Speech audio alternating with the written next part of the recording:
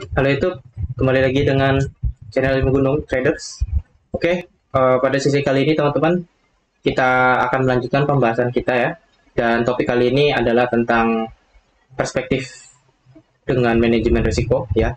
Karena saya tahu bahwa banyak sekali para traders yang baru masuk ya ke dalam yang namanya market, baru bisa trading, itu sangat malas, sangat enggan untuk belajar tentang yang namanya manajemen risiko, karena menurut mereka ya nggak penting ya. Karena belajar yang namanya teori itu sangat membosankan, tetapi di lapangan ya, di real implementasinya, justru teori yang membosankan ini yang menyelamatkan kita. Oke, langsung saja. Oke, teman-teman, jadi disclaimer dulu ya bahwa semua aktivitas maupun itu trading, investasi apa segala macam yang ada di dalam pasar finansial itu punya risiko.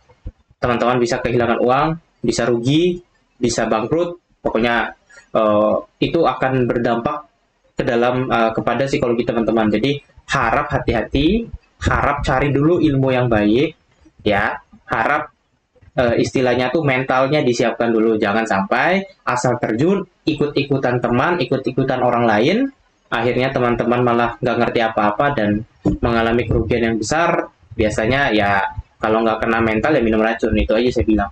Oke, semoga teman-teman memahami ya betapa pentingnya kita untuk mempelajari yang namanya resiko. Oke, jadi ini adalah topik di Gusur Mindset ya teman-teman ya.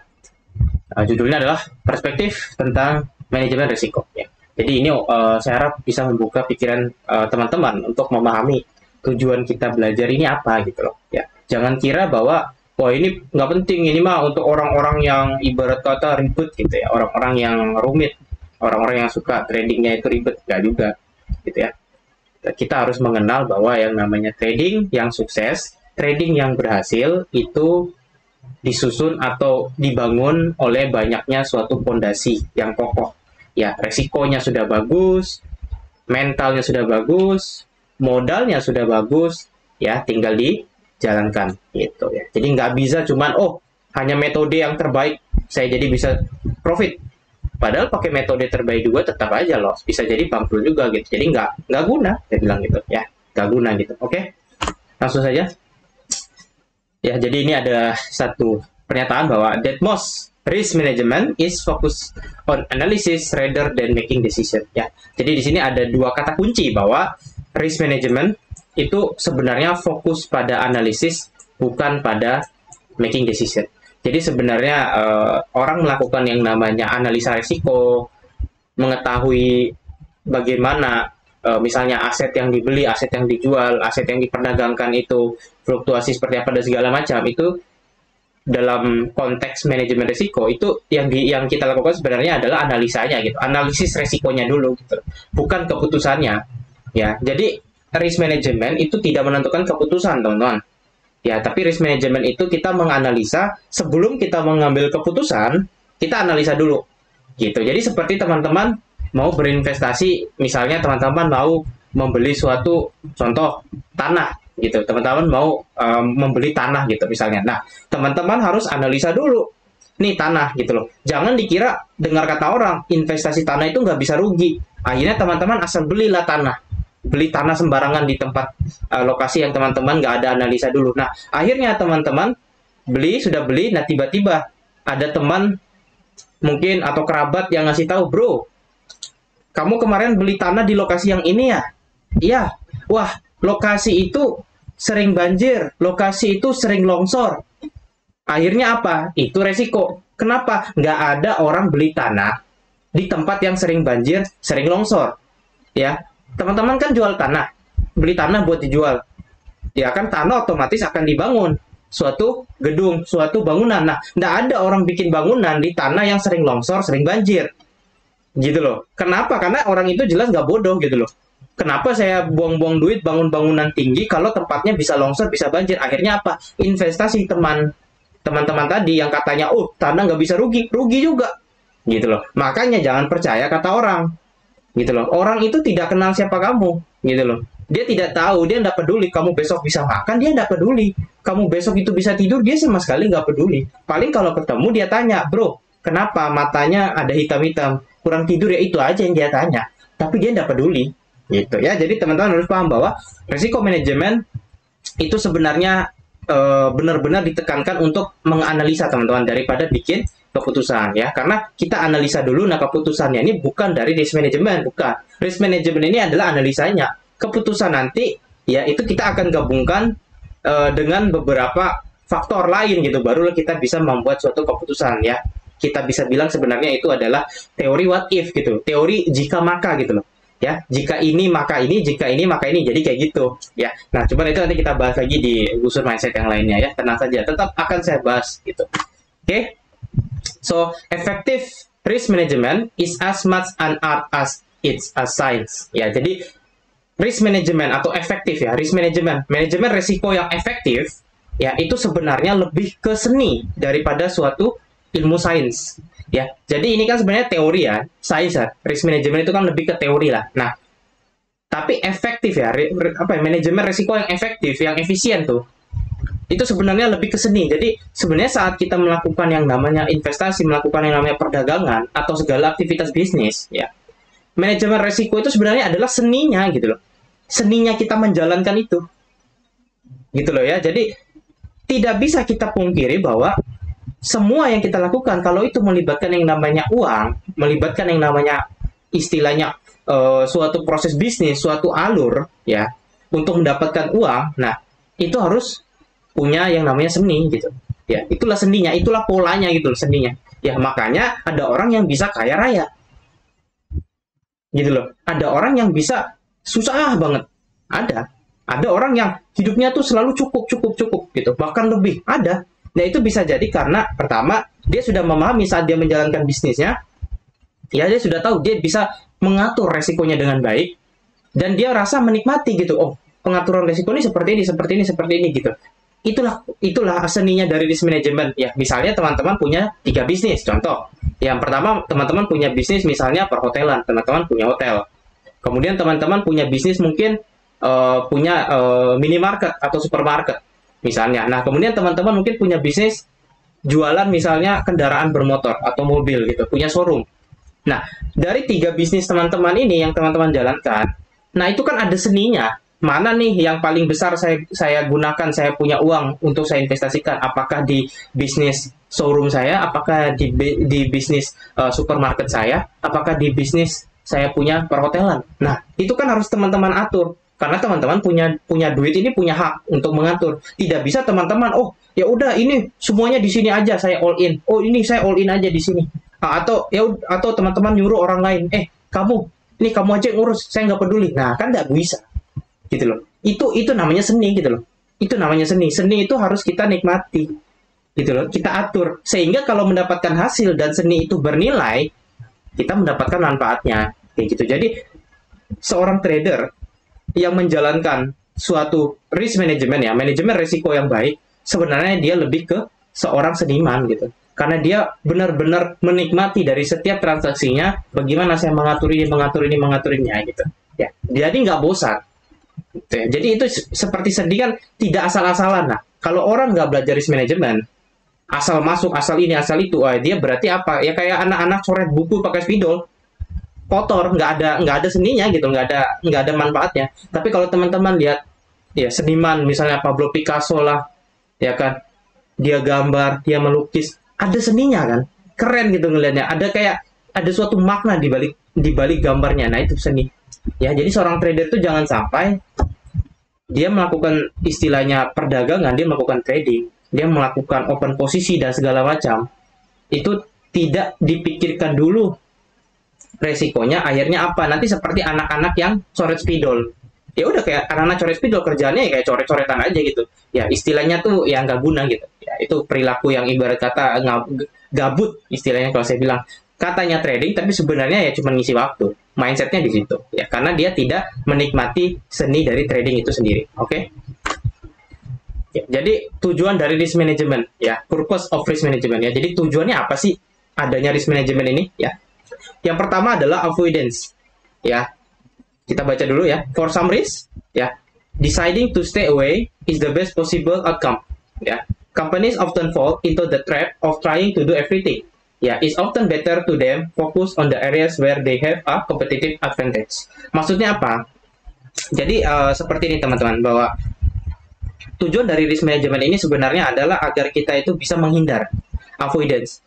Jadi seperti saya bilang tadi ya, saat kita mau beli tanah, tiba-tiba kita punya analisa, oh ternyata tanah ini sering longsor, sering banjir. Nah, itu tujuannya. Biar kita nggak jadi invest di situ. Biar kita nggak jadi ambil resiko itu. Avoidance. Bisa menghindari.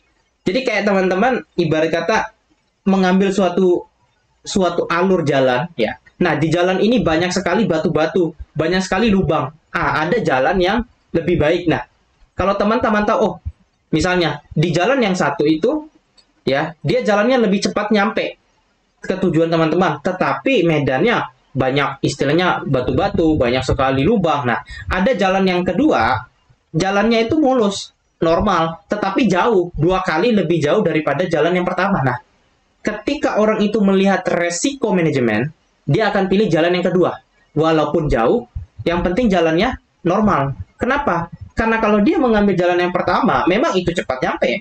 Tetapi apa? Ada kemungkinan, ya, teman-teman terjadi suatu peristiwa, ya, entah kecelakaan, entah bannya bocor, entah nyangkut, entah apa, nggak ada yang tahu. Gitu ya. Jadi itu tujuan risk management. Ya, untuk menghindari. Sama seperti kita trading nih. Sama seperti kita investasi nih. Ya, kita megang duit. Gitu. Tapi megang duit belum berarti kita ini bisa melakukan segala hal. Ya, karena kata kuncinya di sini trap, terjebak. Gitu. Hati-hati sering terjebak. Ya, nah saat kita trading nih, kita lihat, oh, ini resikonya kok besar banget. Ya, jangan diambil. Jangan diambil langsung gitu. Teman-teman mungkin melihat dalam misalnya trading ya. Contoh nih, saya trading di forex. Ya, kita ada pair Euro USD, GBP USD ya, pound sterling. Kemudian kita punya USD CAD mungkin. Ya, USD CAD ya, USD Kanada. Nah, dari 3 ini kita harus lihat mana sih yang resikonya paling kecil. Gitu. Mungkin USD CAD kita melihat, oh, USD CAD ini dia punya resiko misalnya 400 poin. Ya, GBP ini 300. Ya, Euro ini adalah 250. Nah, kita lihat, oh, tapi USD CAD ini walaupun 400 poin risknya, dia bisa menghasilkan 3000. Misalnya gini. Di pound sterling nih 300 poin dia bisa menghasilkan 2500 misalnya. Ya, kemudian di Euro USD ini dia hanya bisa menghasilkan 2000. Nah, kalau saya lebih milih yang mana nih yang resikonya paling kecil dulu. Saya nggak melihat ini dia punya hasil ini nggak. Kenapa? Ya hasil itu kan yang bikin orang terjebak. Ya, kayak teman-teman misalnya beli suatu saham. Dengar kata orang, wah saham ini bisa naik 800%. 800% dia bilang. Tetapi resikonya apa? Ya, resikonya ya kalau gagal teman-teman bisa minus 70%. Kemudian ada saham yang kedua, dia cuma bisa naik 300%. Resikonya adalah 20%. Misalnya kayak gitu. Ya saya lebih baik ngambil saham yang kedua, gitu. Ya, resikonya kecil walaupun rewardnya tidak sebesar yang pertama, tapi saya lebih aman. Gitu. Nah, sama seperti di sini contohnya, saya tinggal nyari yang resikonya yang kecil, ya, walaupun rewardnya paling kecil daripada yang lain, tetapi saya melihat bahwa yang namanya kita bertransaksi, yang namanya kita trading di pasar finance, di apa mau itu invest, mau itu trading segala macam, kita harus tahu bahwa jika kamu tidak bisa mengontrol diri kamu, ya, nanti kamu terjebak. Nah, saat kamu terjebak, mengalami loss, mungkin berturut-turut, di situ akan kembali lagi seperti yang saya bicarakan di video-video saya sebelumnya, ya, kita kena mental lagi, kacau lagi. Gitu terus mengulang terus, mutar terus cycle-nya, nggak pernah berhenti jadinya, gitu. Ya, satu-satunya yang bisa menghentikan siklus seperti itu, siklus buruk, yaitu dengan cara kita ya risiko manajemen ya, avoid gitu loh, hindari, gitu, menghindar, jangan dipaksa terus kayak gitu. Kenapa? Karena manusia itu egonya tinggi, gitu loh ya. Seperti yang sering saya bahas bahwa manusia itu, oh modal saya paling banyak, saya nggak peduli. Ya, saya akan bet di sini. Ya, jadi dia sudah loss, dia masuk lagi, tapi ujung-ujung bangkrut juga. Nah, karena pertama dia tidak tahu bahwa yang dia lakukan sudah beresiko, dia tidak mau menghindar. Entah kenapa dia nggak mau menghindar, biasanya memang ngotot aja. Sering sekali saya bilang kayak gitu, maksa diri gitu, egonya tinggi banget, nggak mau ngalah, akhirnya apa? Kejebak. Ya, akhirnya apa? Dia revenge di situ, dia balas dendam di situ. Ya, jadi di situ terus dia balas dendam. Ya. Misalnya dia trading misalnya gold, emas, akhirnya dia loss. Ya, kemudian dia trading lagi di gold, loss lagi. Dia balas dendam terus, loss lagi, loss lagi. Nah, padahal dari awal dia sudah tahu bahwa, wah, kayaknya di gold ini metode saya nggak bekerja. Tetapi karena dia melihat loss, dia mikir, kamu harus saya kalahkan. Padahal di tujuan kita belajar risk management, kita ada kata avoid. Yang pertama sudah ini. Ya, saya taruh yang pertama, ya, karena memang ini paling penting, yaitu menghindari. Ketika goal ini memang sudah nggak cocok dengan metodenya kita, ya jangan dipaksa. Cari yang lain. Apa susahnya? Cari yang lain. Mungkin dia bilang, nggak mau. Ini karena goal yang bikin saya rugi. Saya harus lawan dia. Market itu kan sudah saya bilang, market itu tidak punya eksistensi. Market itu hanyalah harga. Market itu bukan manusia, bukan makhluk hidup. Jika kamu melihat market seperti makhluk hidup, maka kamu tidak cocok untuk trading atau investasi. Itu sudah nggak masuk akal gitu loh. Ya. Market itu nggak peduli. Dia hanya harga. Yang bisa kita lakukan adalah, kalau misalnya sudah nggak cocok, 1 kali coba gagal, 2 kali coba, 3 kali coba, metode nggak cocok, ganti, coba ke yang lain. Jangan dipaksa di situ terus. Kalau teman-teman paksa, ini kalau saya bilang bukan lagi teman-teman itu ngaco, tapi ini sudah, kalau saya bilang overdosis, gitu loh. Sudah berlebihan. Ini biasanya harus ada satu orang yang pukul dari belakang biar sadar, gitu loh. Kalau nggak kayak gitu, dia sampai bisa jual segala isi rumah, gitu loh. Itu yang sering terjadi ya. Jadi ingat, tujuan pertama adalah untuk avoid, untuk menghindar. Ya, untuk menghindari hal-hal yang terlalu berisiko tinggi, kita hindari. Kita main pengecut aja lah. Namanya kita berada di pasar finansial, kita nih ketemu dengan para orang-orang yang ibarat kata hebat-hebat, orang-orang yang jenius, ya, orang-orang yang kapitalis, nggak peduli kamu rugi, nggak peduli, yang penting saya untung sebanyak mungkin. Nah, ketika kita ketemu dengan hal seperti itu, sebaiknya kita hindari aja, kita hati-hati dengan diri kita gitu, ya, oke? Jadi semoga teman-teman paham nih, ya. Kemudian yang kedua, ya, yang kedua adalah kontrol. Tujuan dari manajemen risiko adalah kontrol, ya, kontrol itu mengelola, ya. Jadi kita baca di sini, risk can come from unpredictable market or unpredictable employees. Ya, a comprehensive plan to proactively identify and manage risk can help. However, it only help if the monitoring is used. Ya, jadi resiko ini ya, dia bisa datang dari mana saja sebenarnya. Ya, dia bisa datang dari mana saja. Ya, misalnya di perusahaan. Ya, ada perusahaan yang bangkrut itu karena karyawannya sendiri ada. Ya, suatu bisnis bisa. Jadi resikonya di orangnya sendiri ada. Ya, makanya kalau teman-teman sadar kan banyak perusahaan-perusahaan yang banyak korupsi itu kan. Banyak yang korupsi, banyak yang memalsukan pendapatan perusahaan dan sebagainya. Nah, itu kan karena orangnya. Jadi resiko yang datang dari orang itu sendiri ya. Nah, kemudian resiko misalnya kalau kita trader nih, resiko yang datang dari market yang tidak bisa diprediksi. Ya, makanya kita kontrol sebagai orang yang mengerti risk management, kita melakukan yang namanya kontrol. Ya. Jadi seperti dia bilang bahwa kita harus punya rencana ya untuk identifikasi dan melakukan manajemen ya. Jadi itu untuk membantu kita. Ya. Jadi kita harus punya kontrol. Jadi ketika teman-teman itu trading ya dan teman-teman sudah punya risk management, nah teman-teman bisa kontrol tuh. Misalnya ya, teman-teman melakukan 10 kali trading. Ya. Jadi trading yang pertama loss, trading yang kedua loss, trading yang ketiga loss, yang keempat baru profit. Baru profit, kemudian misalnya loss lagi, dan sebagainya. Nah, teman-teman karena sudah punya pengaturan risiko manajemen, teman-teman nggak pusing. Karena teman-teman sudah menetapkan standar di situ kan. Sudah bisa kontrol di situ bahwa, iya batasan risiko saya paling loss cuma $10 aja. Ya udah nggak apa-apa. Modal teman-teman mungkin $10.000 misalnya. Ya kan, jadi loss $10 ya saya nggak ada masalah. Karena teman-teman sudah ngatur. Gitu. Sudah bisa punya kontrol. Ya. Jadi walaupun market itu memang tidak bisa diprediksi, ya, dan ini memang probabilitas dari dulu, nggak ada satupun orang yang bisa memprediksi pasar kemana. Nah, yang bisa kita lakukan ya sebenarnya kita hanya bisa mengatur aja gitu. Ya. Tujuannya adalah kita mengatur aja gitu. Kita berikan kontrol. Ya, atau kita yang mengontrol sendiri gitu. Ya, kalau dari awal kita sudah punya sistem, sebenarnya kita nggak usah capek-capek yang kita lakukan yang sebenarnya kan hanya monitoring aja gitu. Ya kalau misalnya kayak misalnya saya sudah punya resiko, ya udah let's say saya trading dengan resiko $50 satu kali trading misalnya, atau terlalu besar misalnya $20 lah. Nah ya udah, dalam 50 kali trading saya baru cek aja, ya saya lihat oh gitu, oh ada loss misalnya 30 kali, nggak apa-apa gitu, nggak ada masalah, saya nggak takut.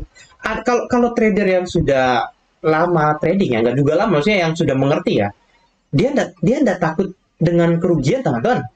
Kenapa ada orang takut kerugian gitu loh? Sedangkan di awal sudah dibilang bahwa yang namanya trading atau investment itu resiko. Resikonya kok hilang? Lupa dia, ya kan, aneh. Padahal sudah dikasih tahu gitu. Nah, loss itu nggak apa-apa. Yang penting kamu kontrol gitu loh, ya. Kayak kamu berbisnis lah, kamu punya modal $10.000 misalnya. Ya kamu pakai resiko $10 aja, udah. Itu sampai mungkin 5 tahun nggak habis-habis itu. Itu logiknya ya. Jadi yang saya lakukan biasanya hanya monitor gitu. Dalam 50 kali trading saya cek, oh ini lossnya udah seberapa nih, oh lossnya udah masih standar, ya udah aman gitu. Ya selama dia nggak melewat, kecuali saya trading nih. Ya trading pertama lossnya 10, tiba-tiba jadi di sini 20, tiba-tiba di sini 50, sini 100. Nah ini kan risknya nggak kontrol, nggak dikontrol, resikonya aneh nih, naik turun, nggak stabil.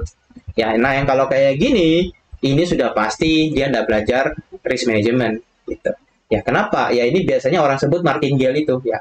Semakin dia kalah, dia kali lipat. Semakin dia kalah, dia kompensasi 2 kali lipat, 3 kali lipat gitu terus.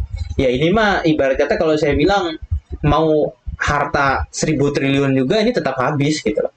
Ya kan? Kenapa? Karena yang namanya market itu dia tidak bisa diprediksi gitu. Bisa dianalisa, tetapi prediksi kita itu tergantung probabilitas. Tidak 100% benar. Kalau ada orang di luar sana bilang, oh ini pasti benar. Itu orang kalau bukan top 50 Fortune, ya, Forbes lah kita bilang ya, top 50 Forbes yang diliput oleh Forbes, enggak, jangan percaya. Kalau dia adalah orang yang top 50, ya 50 ya, top 50 ya, orang yang top 50, orang terkaya, gitu. Diliput oleh Forbes, ada namanya di situ. Teman-teman bisa belajar di dia. Tapi kalau namanya nggak ada di situ, nggak usah percaya. Bullshit. Omong kosong, saya bilang. Ya, omong kosong gitu. Saya sudah melihat mentor-mentor yang hebat. Mentor yang real mentor. Ya, memang mereka itu mengajarkannya itu simpel aja. Nggak ribet dan nggak banyak omong kosong. Gitu. Tapi kalau banyak orang yang ngajarin hal-hal kayak gitu, oh ini pasti ini, pasti ini, pasti ini. Omong kosong, saya bilang. Hidup itu udah nggak pasti. Dunia ini aja udah nggak pasti gitu. Kapan hujan, kapan terang, kapan matahari, kapan salju, ini aja udah nggak pasti. Yang pasti kan kita melihat adalah polanya, yang kita sebut sebagai musim atau cycle-nya kan. Nah itu aja yang kita tahu gitu, siklus. Oh siklus, misalnya ini hujan bulan segini. Tapi kan belum pasti juga bulan segitu langsung datang hujan. Mungkin bisa telat seminggu, 2 minggu, atau lebih awal misalnya kayak gitu. Ya. Jadi tujuan dari risiko manajemen adalah kontrol yang kedua. Ya, biar kita itu nggak panikan gitu loh. Ketika kamu ngalamin rugi, baru 20 kali rugi aja udah panik. Aduh. Nggak cocok itu trading kayak gitu ya. Baru 20 kali loss, sudah kayak orang, aduh, ini hidup saya akan hancur. Ini sudah akan kiamat ini. Aduh, ini market, ini ternyata hanya tipu-tipu. Wow, market ini manipulasi segala macam, dia bilang. Baru 20 kali tradingnya orang. Nah, orang-orang kayak gini, teman-teman hindari. Jangan bergaul dengan orang-orang seperti ini. Bergaulah dengan orang-orang yang punya ketenangan. Gitu loh ya. So, trader itu, kalau dia panikan, kalau dia seperti itu mentalnya, itu bukan trader. Itu gambler, itu penjudi. Ya, dan itu akan saya bahas di sesi yang lain. Memang saya sudah punya itu tujuan untuk membahas itu. Ya. Kenapa? Karena banyak orang trading nih. Dia nggak tahu.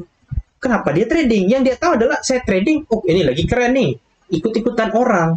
Tapi pada saat dia terjun, dia panik, ya. Seperti ibarat kata hewan yang dibakar ekornya, panik, lari dia. Ekornya yang dibakar dia lari gitu. Yang dia lakukan harusnya ya dia diam, ya ditiupin aja ekornya, ya kan? Dibersihin aja itu apinya misalnya gitu. Ya, tetapi enggak, tapi dia lari, tapi ekornya sambil dibakar. Nah, sampai ya tanpa dia sadari bahwa akhirnya itu api makin besar semua badannya dibakar. Kayak gitu loh analoginya. Ya, jadi seperti hewan yang dibakar ekornya itu para trader-trader yang panikan aneh gitu. Ya. Gitu loh. Karena banyak orang nanya ke saya, gimana ya kalau misalnya saya rugi 20 kali, 30 kali. Saya cukup bilang bahwa kalau kamu sudah dari awal kontrol resikomu, nggak usah panik, saya bilang. Ya jalani aja. Makanya metodenya itu diuji coba dulu dan bikinlah metode yang gampang. Gampang dilihat, gampang diperbaiki. Jangan bikin metode ini kayak orang bikin roket. Orang-orang kadang bikin metode ribet banget. Jadi ketika itu salah, dia konslet. Ya, jadi semakin banyak benang yang teman-teman pakai dan teman-teman tarik, bisa jadi kusut. Makanya metode itu kalau bisa simpel-simpel aja. Ya, ketika teman-teman mengalami loss, ketika teman-teman itu mengalami kerugian dan tradingnya teman-teman mungkin lagi ibarat kata kacau, teman-teman bisa cepat evaluasi karena gampang gitu. Ya. Jadi seperti itu tujuannya. Trading kalau dibikin ribet, kamunya yang ribet. Gitu. Trading itu harusnya dibikin simple. Ya, makanya mindsetnya harus benar dulu. Kalau mindsetnya masih salah, itu mah mau itu sampai ayam aja bisa pakai topi haji juga nggak akan kelar. Anda pasti akan loss terus gitu ya. Jadi yang kedua adalah kontrol. Ingat gitu. Kemudian yang ketiga adalah acceptance. Ya. Kita baca dulu ya. Menteri. Okay. There is a relationship between risk and reward. Risky investment often have potentially higher payout than safe investment. That doesn't mean that all risky investment are good. They are called risky for a reason, but doesn't mean that all risky activity is bad either. Ya. Jadi yang terakhir, ya, dari tujuan dari risiko manajemen ini adalah penerimaan, acceptance. Ya, ibarat kata itu ya rugi, ya udah gitu. Profit, ya udah. Nah, itu. Kalau orang punya ilmu risiko manajemen, ketika terjadi hal yang sangat-sangat worst gitu loh. Worst case. Istilahnya itu skenario paling buruk. Contoh, misalnya teman-teman tadi punya bisnis, ya kan? Saya tarik lagi seperti yang kita bahas di awal ya. Teman-teman punya bisnis perhotelan, supermarket, sama showroom. Nah, misalnya nih yang showroom ini, ya, sudah tidak bagus penjualannya misalnya. Nah, karena teman-teman sudah punya risiko manajemen, oh, ini misalnya showroom saya kalau misalnya 1 tahun ini ada rugi 1 miliar, di tahun berikutnya saya kurangkan, saya punya aset, saya punya kendaraan di situ. Kemudian kalau misalnya tahun depan masih rugi, saya tutup aja. Itu risiko manajemen namanya. Dia bisa menerima kenyataan. Dia tidak egois. Kalau orang egois, udah rugi nih, makin dia lawan. Tapi kalau orang pintar ya, orang-orang yang cerdas dikit gitu loh ya. Ya, apalagi yang nonton video ini. Tujuan dari manajemen risiko yang pertama adalah biar kita itu lebih ikhlas aja menerima gitu. Karena kita di awal sudah tahu gitu bahwa oh yang saya lakukan ini resikonya seperti ini gitu ya. Jadi kalau misalnya itu terjadi, ya udah. Toh itu sudah diperhitungkan. Nah, itu katanya. Ya, itu kata-kata yang harus teman-teman. So, toh di awal saya sudah punya rencana. Ya, saya udah punya rencana gitu. Kalaupun worst case-nya terjadi, ya udah mau gimana? Ya, nasi sudah menjadi bubur. Apa yang harus kalian lakukan lagi? Gitu loh. Mengembalikan uang yang hilang tidak bisa. Gitu loh. Lucu banget. Udah trading, sudah loss, pengennya duitnya balik. Lo gimana? Itu gak adil banget itu. Ya kan? Kalau main monopoli masih bisa. Lah ini mainnya di real market. Deposit pakai duit asli, duit real. Loss malah minta kembalikan gitu. Gimana? Itu lucu banget. Sedangkan kalau kamu profit, kamu nggak mau kembalikan duit orang juga kan? Gitu loh. Kan aneh. Nah, namanya hidup. Ini tentang bisnis, teman-teman. Namanya kita di kehidupan itu semua tentang bisnis, ya. Gitu loh ya. Apa yang kamu lakukan selalu punya konsekuensi. Gitu. Apa yang kita lakukan ini punya konsekuensi. Jika salah, ya kita dapat apa? Jika benar, kita dapat apa? Gitu. Ya, makanya trading nih atau investasi nih kalau nggak punya manajemen risiko, sekali kamu kena minus, sekali teman-teman itu kena drawdown atau kena kerugian ya, lagi mengalami kerugian yang bertubi-tubi, itu kalau orang nggak ngerti itu bisa stres. Tapi kalau orang yang udah ngerti 30 kali loss, ya kita lihat stres nggak dia? Enggak. Ya, saya pernah mengalami loss 20 kali berturut-turut. Tapi saya nggak panik, saya santai. Kenapa? Karena saya tahu. Gitu loh. Saya dari awal sudah plan memang. Resiko saya segini, kecil banget. Ya, misalnya modal saya $10.000. Saya loss 20 kali, resiko saya cuma $10, saya hanya rugi $200. Gitu loh. Hanya 2% dari total saya punya capital, saya punya uang. Dari saya punya modal. Apakah saya harus stres? Ya enggak. Karena di awal saya sudah atur. Gitu loh ya. Saya sudah atur, saya sudah kontrol, saya sudah plan. Saya sudah rencanakan itu. Sehingga saya punya acceptance. Saya punya perasaan menerima. Rugi? Ya nggak apa-apa rugi. Ya mau gimana lagi gitu. Ya, jadi jangan sampai, gini loh, pemahaman yang salah adalah orang ini kira bahwa belajar risk management, belajar manajemen resiko itu menghilangkan resiko. Itu teori dari mana gitu loh. Siapa yang mengajarkan bahwa ketika teman-teman belajar yang namanya manajemen resiko itu sama saja tidak ada resiko? Itu kalau teman-teman belajar itu kasih tahu saya di mana teman-teman belajar, siapa yang ngasih tahu seperti itu? Tidak pernah ya saya dengar yang namanya risk management itu menghapus resiko. Ya, tidak pernah. Karena saya pernah mengikuti course online ya. Itu dari University Geneva di Swiss. Ya, saya mengikuti course online, saya mengambil course online. Ya, itu 2 bulan saya baru selesai itu belajarnya. Kenapa? Ya karena saya untuk belajar di trading ini saya tahu tidak bisa kamu trading hanya dengan modal HP dan modal uang. Kamu pakai modal otak juga. Gitu loh. Dan selama saya belajar, ya, dan tempatnya itu memang saya belajarnya itu adalah financial asset class. Saya belajar tentang yang namanya resiko. Paling banyak di situ. Dan tidak pernah saya melihat, saya punya dosen itu, ya saya lupa nama profesornya ya, dia tidak pernah bilang bahwa risk management itu adalah menghilangkan risiko. Tidak pernah saya lihat, tidak pernah saya dengar dia ngomong kayak gitu. Ya, yang dia selalu tekankan bahwa adalah risk management ya itu lebih kepada kesadaran kita bahwa apa keputusan yang kita ambil hari ini itu akan punya konsekuensi di masa depan. Nah, pertanyaannya, kalau kamu tidak mau menerima konsekuensi resiko yang besar, so hari ini, saat kamu mengambil keputusan, saat kamu punya analisis risk management, itu ambillah resiko yang kecil. Sehingga di masa depan, kamu tidak mengalami kerugian yang besar. Itu yang dia bilang. Tidak pernah saya dengar dia bilang, kita belajar risk management ini biar resikonya nggak ada. Hah? Nggak ada resiko, gimana caranya gitu ya. Nah itu sesuatu hal yang kadang kalau menurut saya gitu, orang-orang yang sadar dia akan mikir bahwa oh iya semua ini beresiko. Terus kalau ada teman-teman mungkin lihat di luar sana, mungkin di internet ada orang bilang bahwa resiko manajemen itu biar kita itu tidak punya resiko atau resikonya hilang. Nah hati-hati, orang-orang seperti itu biasanya kalau orang-orang itu biasanya kurang tidur ya, kemudian nih kebanyakan apa istilahnya bergabung dengan komunitas-komunitas yang aneh gitu ya. Karena kalau orang yang normal dia malah ketawa gitu kayak, hah? Emang ada ya? Ya, emang ada gitu suatu bisnis yang tidak punya resiko gitu loh. Semua bisnis punya resiko, teman-teman gitu. Bahkan kita punya resiko diri kita sendiri ini gitu loh. Ya, kalau kita gagal menjalani hidup kita ya kita bisa saja miskin. Kalau kita nggak kerja dengan baik, kita tidak punya motivasi untuk istilahnya itu merubah hidup kita, tetap aja kita diam begitu saja, kita punya resiko hidup dan mati miskin gitu loh. Ada resikonya gitu loh ya. Personal aja tuh punya yang namanya manajemen resiko gitu ya. Nah apalagi ini yang namanya market, financial market, waduh. Terus dia bilang ini nggak punya resiko ya, itu kan gak make sense ya. Jadi yang pertama teman-teman harus ingat, yang pertama tadi adalah avoidance, yaitu untuk menghindari suatu investment atau suatu transaksi trading yang terlalu beresiko tinggi, jangan dipaksa. Kemudian yang kedua tadi ya, itu untuk kontrol ya, untuk mengelola, untuk mengontrol. Oke. Kemudian yang ketiga adalah acceptance, penerimaan ya. Dan di sini dibilang bahwa ya jika investment itu terlalu beresiko tinggi ya, itu bisa jadi memang memberikan yang namanya hasil yang besar, lebih besar daripada investment yang aman, safe investment ya.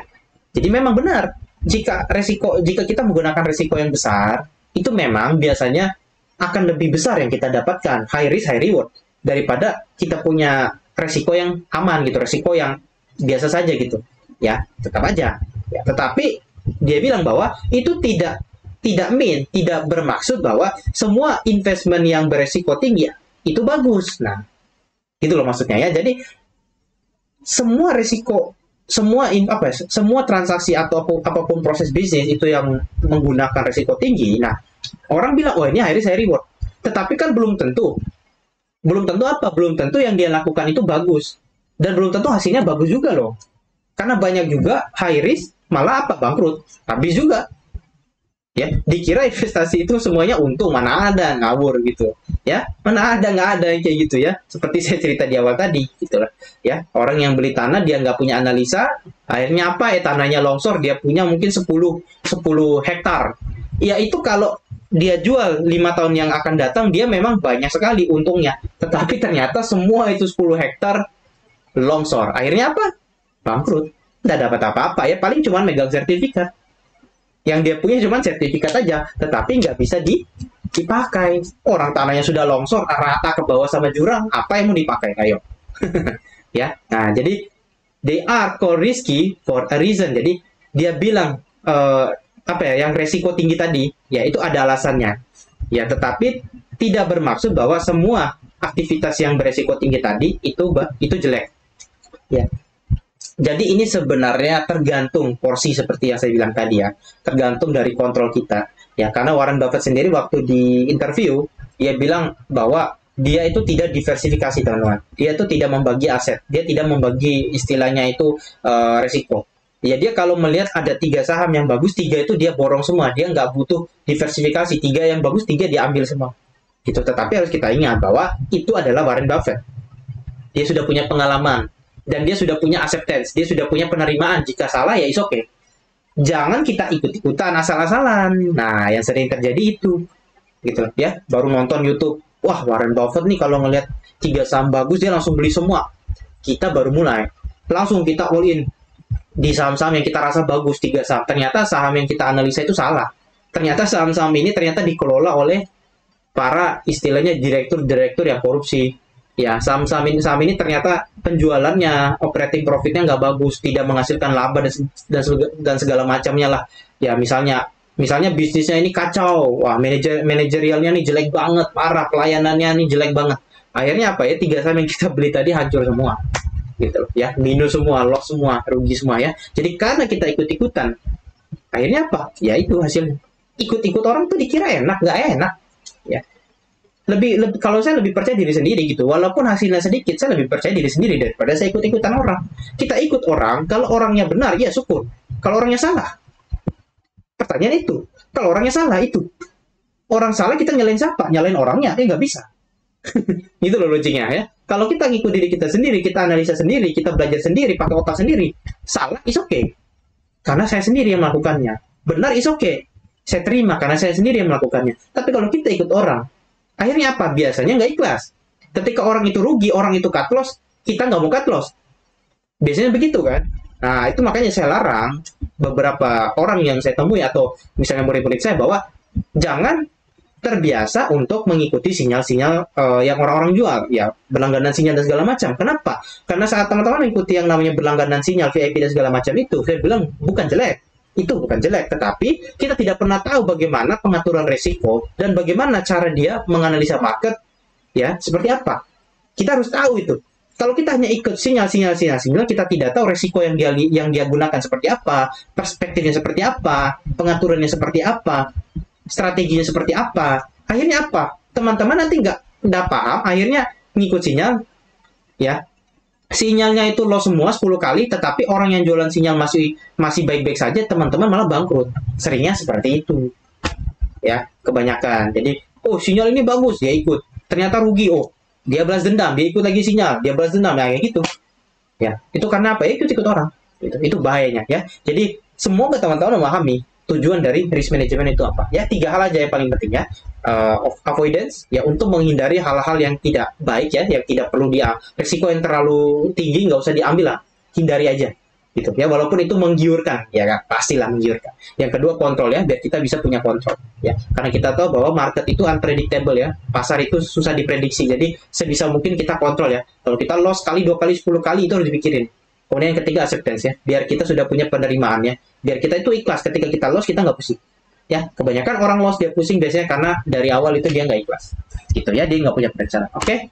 Dan terakhir adalah kesimpulan kita bahwa risk itu tidak selamanya buruk ya. Jadi resiko itu tidak selamanya buruk ya. Risk is largely a description of an investment size and not a measure of whether an investment is good or bad ya. Nah, jadi di sini dia berikan lagi satu kesimpulan bahwa resiko itu sebenarnya adalah lebih ke mengatur investment size, yaitu besarnya resiko yang kita gunakan.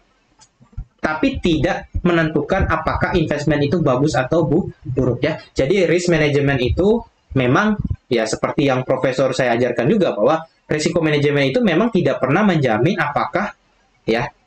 Keputusan yang kita ambil itu buruk atau jelek, buruk atau bagus gitu. Enggak. Jadi misalnya kita trading nih, ya kita melakukan pengontrolan risiko yang dimana kita hanya menggunakan risiko $20. Nah, tidak menjamin karena kita menggunakan $20 itu aman. Ini benar kita profit nanti. Enggak. Bisa jadi kita loss gitu ya. Dan ketika kita menggunakan risiko yang besar juga itu tidak menjamin bahwa apakah yang kita lakukan itu benar atau salah. Apakah hasilnya nanti benar atau salah. Enggak juga. Gitu. Makanya itu akan kembali lagi kita bahas di sesi-sesi yang lain. Kenapa? Karena belajar yang namanya mekanisme trading ini tidak bisa dipelajari dalam 1 minggu. Apalagi kalau di luar sana saya lihat banyak orang jualan nih misalnya workshop, jualan nih misalnya mentoring dan segala macam, 1 minggu langsung bisa katanya. Believe me guys, bahwa belajar trading itu tidak semudah itu gitu loh, bahwa Anda itu butuh waktu untuk memahami banyaknya komponen, banyaknya istilahnya elemen, dan banyaknya faktor yang mempengaruhi keputusan Anda. Karena trading ini adalah tentang keputusan. Sebaliknya 2 arah, buy dan sell. Dan kalau hanya belajar seminggu, apa yang didapat dari seminggu itu? Gitu loh. Kalau teman-teman mengikuti hal-hal yang terlalu cepat, yang seperti itu ya, saya rasa itu tidak masuk akal. Gitu loh. Kenapa? Ya, dikira trading ini gampang gitu. Orang-orang kan mikir, oh trading ini gampang banget. Pasti coba apa? Kebanyakan bangkrut semua. Dan lucunya adalah pola itu selalu terjadi. Ya, pinginnya nyari apa? 3 hal. Yang gampang, easy banget, yang instan. Ya. Dan yang ketiga nih biasanya apa? Mereka mencari yang namanya hasil yang besar ini. Ya. Jadi dia pengennya gampang, instan, kemudian hasilnya besar. 3 hal ini yang paling mempengaruhi mereka. Jadi makanya kalau ada orang yang prospek, oh ini gampang, ikut saya aja, ini. Kemudian, oh ini tenang aja, kamu pokoknya 1 hari segini gitu. 1 hari segini, 2 hari segini ya. Kayak yang terjadi di negara kita ini kan, Indonesia ini, bahwa pernah terjadi yang namanya robot trading itu kan, yang orang-orang invest, ya kan. Dan ternyata itu kan scam kan, scam, penipuan lah. Jadi orang di situ dia sewa robot, kalau nggak salah gitu ya, dia deposit, dan pakai robotnya orang itu kalau nggak salah. Nah, dan akhirnya kan robot itu scam gitu. Robot itu jalan memang kayaknya beberapa bulan, tetapi scam ketika orang sudah banyak naruh duit ke sana, dan beberapa orang mungkin sudah menarik uang juga untuk hasilnya itu ya. Nah, tapi scam ternyata gitu. Ternyata itu penipuan gitu. Akhirnya robotnya dimatiin, uangnya nggak bisa ditarik lagi. Nah, itu ya terjebak kepada yang gampang, yang instan, kemudian hasilnya besar. Gitu. Ya, itu adalah suatu jebakan. Tapi buat kita yang sudah belajar ibarat kata trading ini lumayan dalam ya, kita melihat bahwa trading itu ya tidak semudah itu gitu. Kalaupun kita mau mengajarkan orang, itu tidak bisa dalam waktu 1 minggu.